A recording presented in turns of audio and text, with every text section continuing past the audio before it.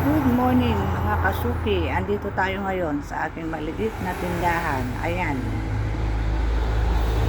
Panaayos yung mga nabili natin kahapon.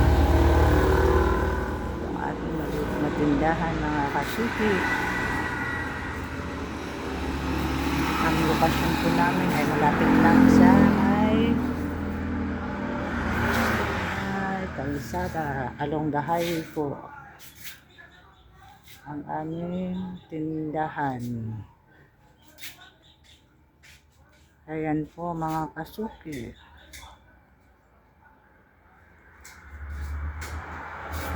Magpapala kayo ng mga negosyo. May maliit kayong puhunan, okay na po yun. At pa na ilalagay ang mga pamili kahapon. Maliit lang po ang yung puhunan. Mag-umpisa kayo sa mga importante lang na bibilhin. Katulad ng pangangailangan ng tao, pagkain, yung mga maliliit lang na presyo. Mga biskuit, ganyan. Mga biskuit, mga noodles, kanton.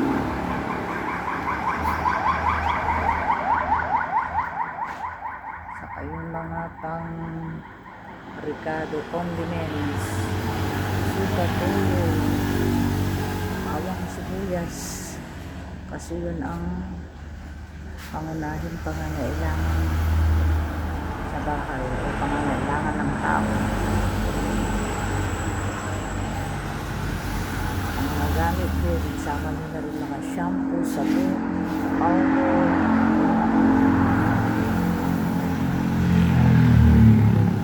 konti lang po, maliit lang ang budget nyo. Siyempre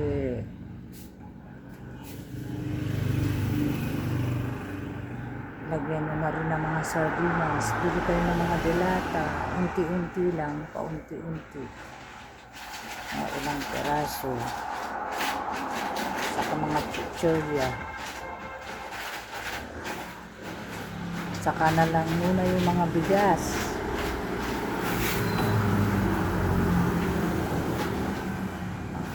at mga alak kasi malaki na yung presyo ng mga yun.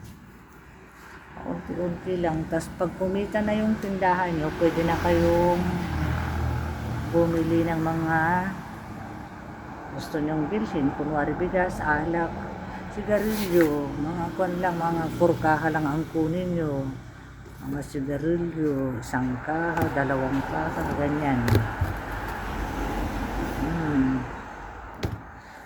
4 kaha lang ang kunin nyo ng kasuki. Habang naghihintay ng bibili, dito lang ako. Mga gamot din, kailangan din yan sa pang-araw-araw. Ang musik, ganyan, diagrams. Mga battery, bumibili-bili na rin ako ng mga battery, ball pen, ganyan.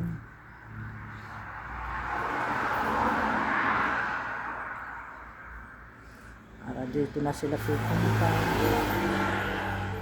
Pati mga papel, coupon, meron na rin sa akin, folder. Kasi nasa along the highway lang kami. Kaya may mga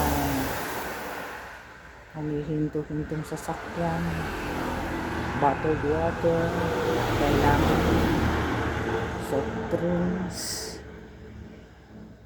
pati mga kandila, bumili na rin ako. Importante yung mga pang pagkakado, condiments, suka, tuyo, sibuyas, bawang, ganyan. Saka may bigas din kami.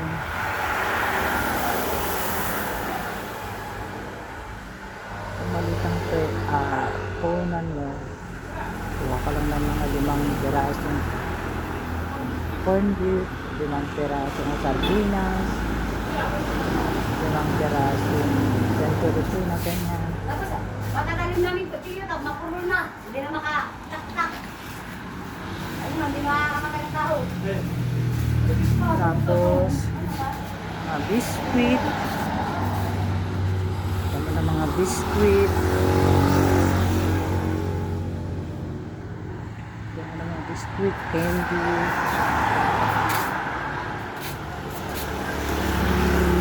Candy. Kaya, may mga itlog na rin ang tinda. Clorox na.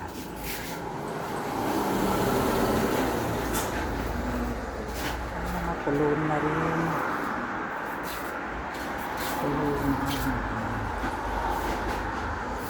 Kung ano-ano lang nilalagay ko. Sa tindahan, tinapay. Pinukuha ko lang itong tinapay, 5 pesos isa. Bibibenta ko na 6 pesos.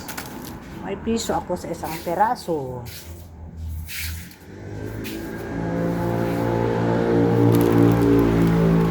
Tutuko lang ako mga 2 o 3 sa isang peraso. Okay na.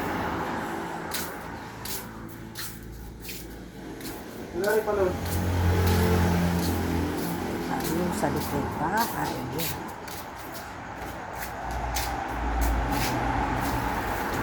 Tingnan yan.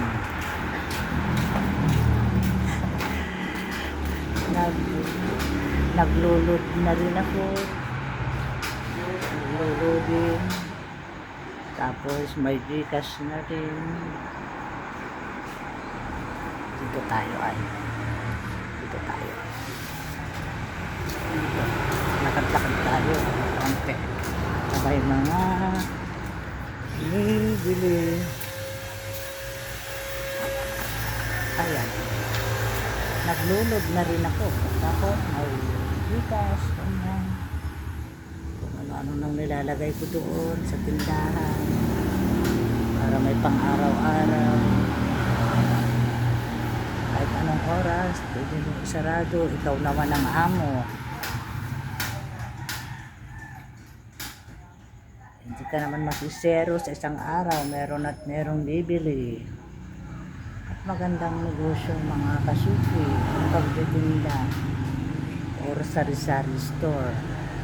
Kung wari 5,000 ang punan mo, okay na yun, pwede na. Bilhin mo lang yung mga paunti-unti, mga mura lang. Tapos yung pinagtindahan mo, bibili mo rin next time. Siyempre, kung 5,000 yung puhunan mo nung una, matadagdagan yun. May mga tubo na doon, magiging 7,000 na or 6 to 7,000. Matadagdagan na rin yung mga bibili mo doon. Kaya mga kasuki, yung mga nagbabalak, magandang negosyo ang sari-sari store. Tingnan nyo lang yung lokasyon nyo. Kung maganda yung lokasyon. Ako nasa along the highway. Maganda rin yung lokasyon ko. Alawa yung matao. Maraming bibili sa'yo. Pangatlo, siguro dapat friendly ka. Hindi kayo suplada.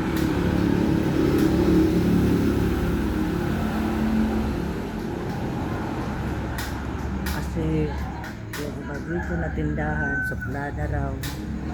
Kaya dito sila sa akin bumibili. Wala silang maririnig sa akin. Kahit anong hanapin nila, nandito sa akin. Hindi rin ako yung nagkakabog na kahit pagod ka na.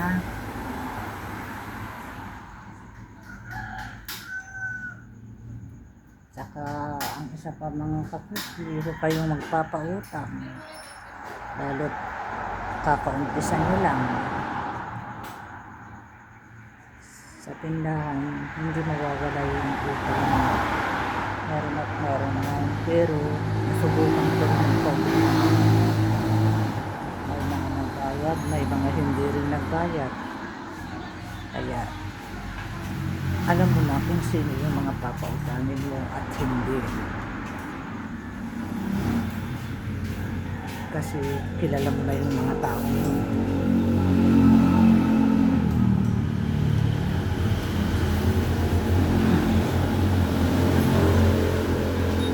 Yun lang ang pinagkakakitaan namin, yung tindahan. Kahit anong oras buksan, kahit anong oras mo isarado, okay lang. Ikaw ang amo sa sarili mong negosyo.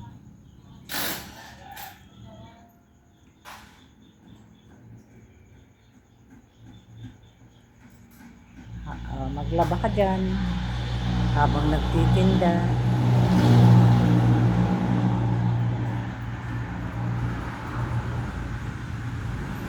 Maya't maya may tatawag.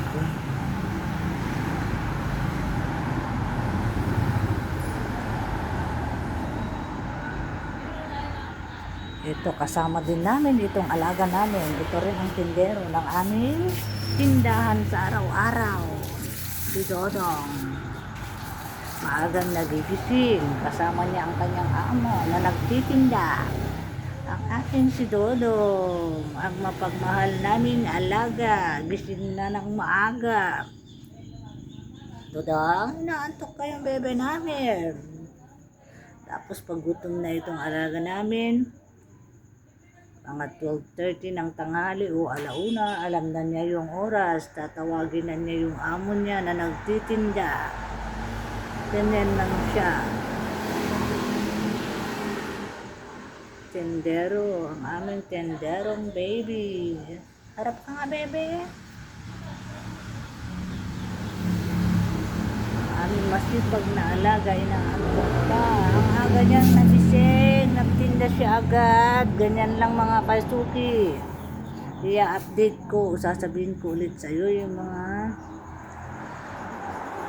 presyo ng ating mga bili, mga tinda or bilihin.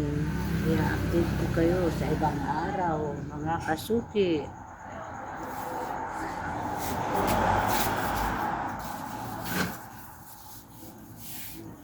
Yan ang buhay sa sari-sari store. Dito ka lang sa bahay, kumikita ka na. Paupo ka lang, may ginagawa. May tumatawag na sa harap ng tindahan. Kailangan mo lang ng sipag at tiyaga. Kahit na maliit ang buko, at least may kita ay pumapasok sa araw-araw. Maliit man, naiipon din yan. Nakasuki, ano pa naman kayo niya? Basta maganda ang lokasyon nyo, ay pangpuhunan.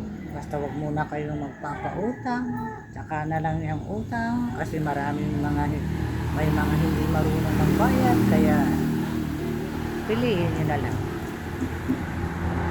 ang mga marunong magbayad. Kahit na maliit na tubo, nag-ipon, okay na rin yun. I-update ko kayo mga kasuki sa araw-araw ng aming buhay dito sa aming maliit na sari-sari store. Mga kasuki, sa susunod muli, maraming salamat sa panonood.